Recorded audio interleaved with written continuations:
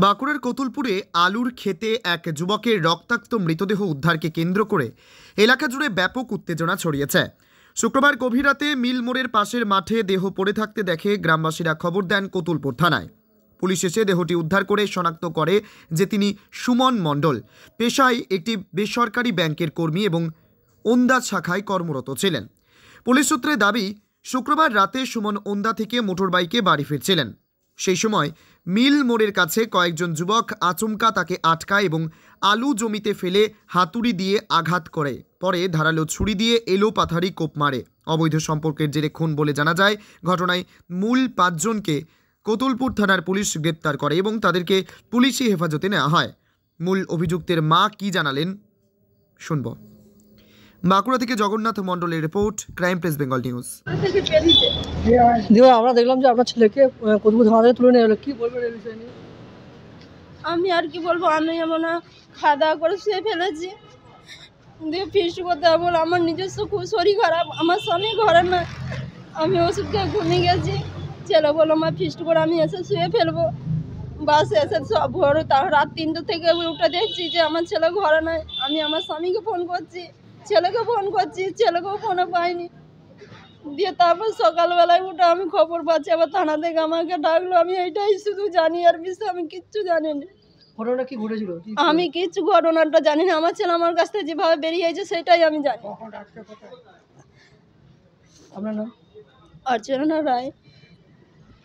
দেখতেই পাচ্ছি ইতিমধ্যেই কতুলপুর থানার মধ্যে যে মূল অভিযুক্ত 5 জনকে নিয়ে যাওয়া হয়েছে, তাদের মধ্যে একজনকে পেয়েছি।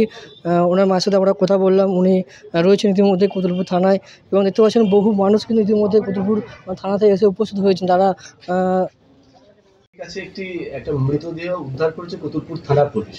তো এই মৃত্যুর কারণটা প্রাথমিকভাবে আপনারা কি মনে করছেন? কালকে রাত্রিবেলা 11:20 আমরা একটা খবর পাই যে একটা মাটিয়ারির কাছে একটা ইনজার্ড হিসাবে একটা লোক পড়ে রয়েছে। তো ইমিডিয়েটলি ওসি কতুলপুর নিজের টিম নিয়ে যায়, দেখে একটা লোক একদম খুব মানে ফ্যাটালি ইনজার্ড আছে। ওকে আইডেন্টিফাই করা যায়, লোকাল লোক কিছু লোক ছিল। তো আমরা দেখলাম ওর নাম আছে সুমন মণ্ডল। তখন আমরা আর ফার্দার ইনকোয়ারি যখন করলাম বডি শিফট করার পরে, তো দেখা গেছে কি ওর একটা মহিলার সঙ্গে, যার নাম আছে প্রতিমা রয়, ওর সঙ্গে অবৈধ সম্পর্ক ছিল। আর ওর স্বামী কিন্তু ওকে অনেকবার বারণ করেছিল, ওর স্বামী জানতো। আর এদের মধ্যে ওর স্বামী আর ওর স্বামী নাম আছে রামপ্রসাদ রয়, আর এর সুমন সঙ্গে অনেকবার এরকম হয়েছে।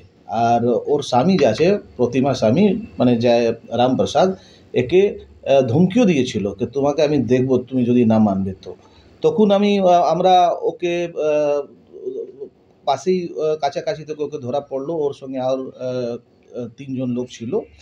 আর এক্সামিন করে ওরা কিন্তু কনফেস করেছে যে ওরাই মেরেছে।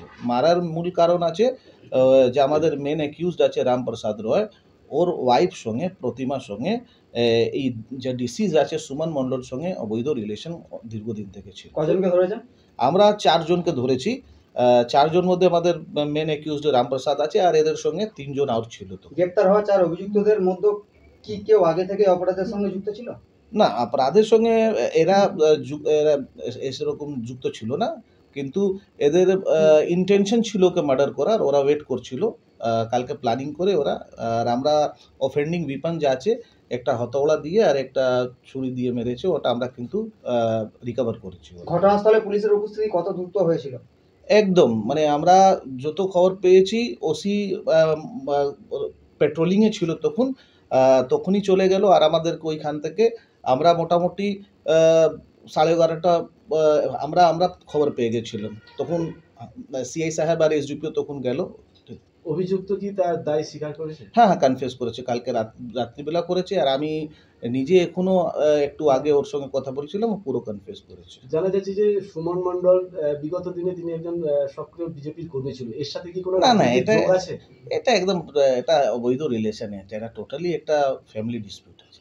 যে মৃত সুমন মণ্ডলকে কেমন ভাবে মানে আঘাত আছে, আর বিভিন্ন শরীরে আঘাত আছে। ওই সুমন মণ্ডলকে মৃত্যুর পিছনে যে রিমান্ডে নিচ্ছি, 8 দিনের রিমান্ড নিচ্ছি এখন।